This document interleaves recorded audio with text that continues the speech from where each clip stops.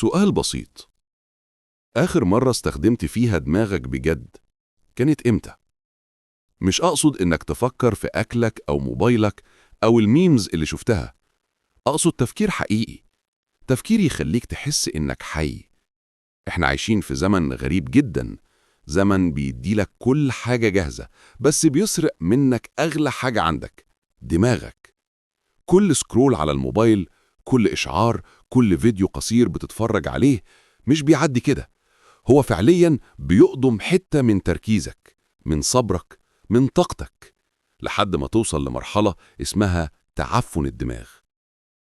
اللي بيحصل ببساطة إن عقلك بيتبلد، يبطل يفكر، يبطل يحلل، يبطل يبدع، يبقى محتاج دايما حاجة تلهيه، حاجة تفكره إنه لسه عايش. تفتح موبايلك أول ما تصحى، قبل ما تنام، في المواصلات، في الحمام، حتى وانت بتذاكر. دماغك ما بقاش يعرف يعني إيه هدوء ولا يعني إيه صبر، لأنك غرقته في دوامة محتوى سطحي بيشبعك لحظة ويفرغك طول اليوم.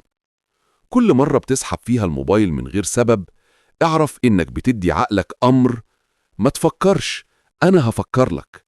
وكل مرة بتقفل تطبيق وتفتح غيره، اعرف إنك بتعلم دماغك على الهروب بدل المواجهة.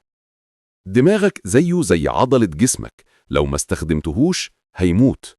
لو فضلت تغذيه بالمحتوى السريع هيكسل يفكر، هيكسل يحفظ، هيكسل يخطط.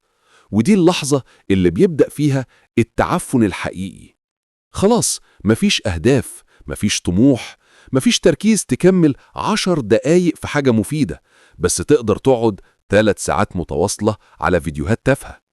المصيبة إنك مش حاسس إن في حاجة غلط، لأن السوشيال ميديا مش بتخليك تتعفن بس، دي كمان بتغطي الريحة. خليك فاكر، كل دقيقة بتقضيها في اللا شيء هي دقيقة بتضيع من مستقبلك. كل فكرة كانت ممكن تبقى مشروع، حلم، أو حتى نجاح صغير، بتدفن جوه الزحمة دي، وسط الضوضاء اللي انت اخترت تكون جزء منها. بس لسه في وقت، لسه في وقت تنقذ نفسك. ابدأ دلوقتي، اقطع عن نفسك السوشيال ميديا لمدة يوم واحد، بس يوم.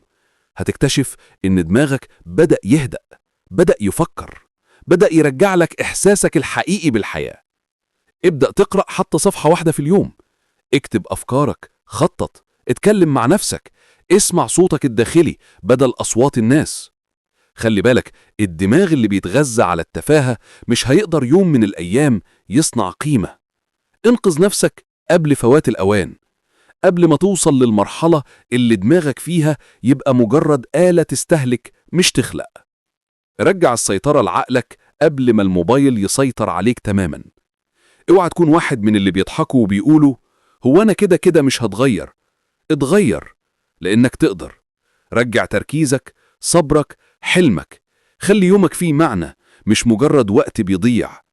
ولو الفيديو ده خلاك تفكر حتى لو بنسبة 1%، فده معناه إن دماغك لسه حي ولسه فيه أمل. اعمل لايك وشارك الفيديو مع الناس اللي محتاجة تصحى من الغيبوبة دي، واشترك في القناة عشان كل أسبوع يكون عندك جرعة وعي جديدة تفكرك إنك مش آلة، إنت إنسان، وعقلك يستاهل يعيش مش يتعفن.